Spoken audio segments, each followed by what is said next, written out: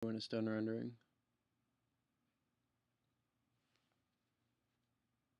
But basically what I'm trying to show is you can control where the materials, the surfaces are being displayed simply by changing the fractal noise, the coverage, the altitude, the slope, and the bumpiness will change stuff too. So see how the grass looks pretty bumpy right now? I'm going to close this without saving. If I turn down the bumpiness, it'll be pretty darn smooth. You can't really see it in there, so I'll do another render to screen.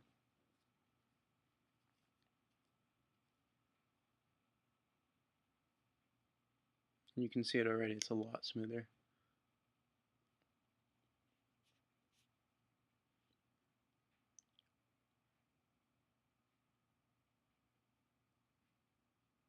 Just wait for this to finish here.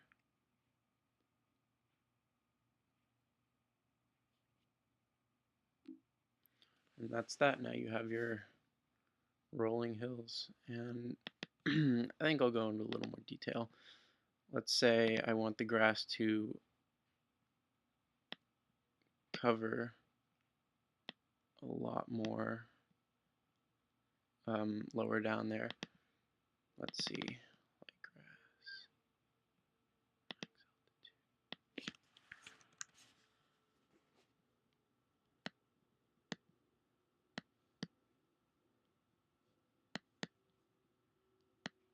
I'm just going to adjust these parameters a little more. See what I come up with.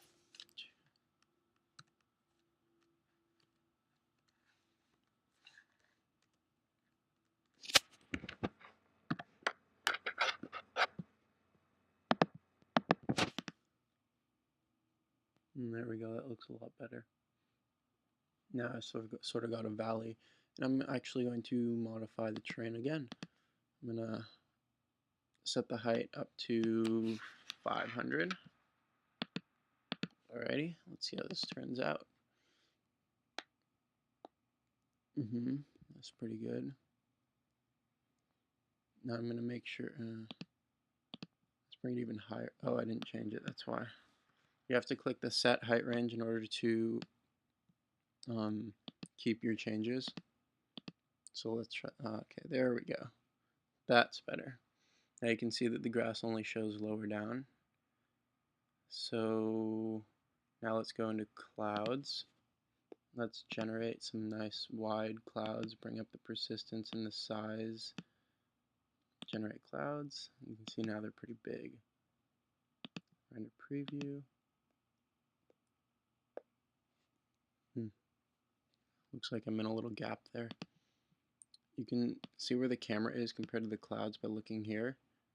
And so you'll see that you're looking at kind of a big gap. So you're just going to have to generate until it comes up with something good, and that looks pretty good. Let's give that a try. There we go, that looks nice. So next I'm going to bring up the sun menu, and I can control the direction, maybe put it behind or in front of my view. Now you can see the sun's showing through the clouds. Bring it down.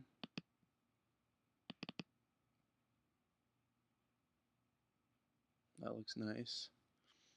And clouds cast shadows, sometimes comes out with a nice effect.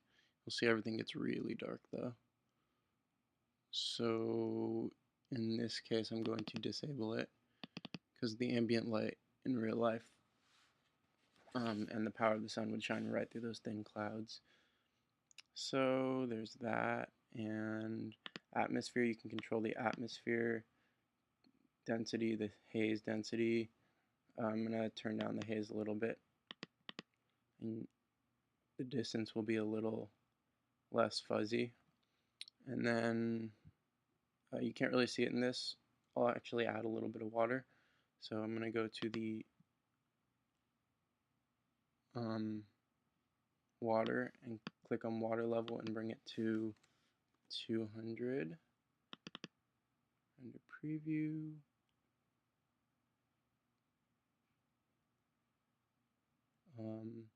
Looks like you can see that the water is only showing Oh, there we go. Update maps. Now it should show.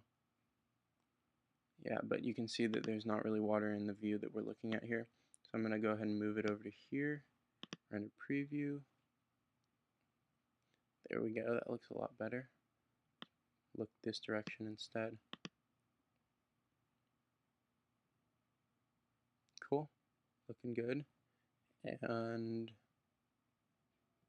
maybe I'll bring the camera down closer to the water. That always looks nice.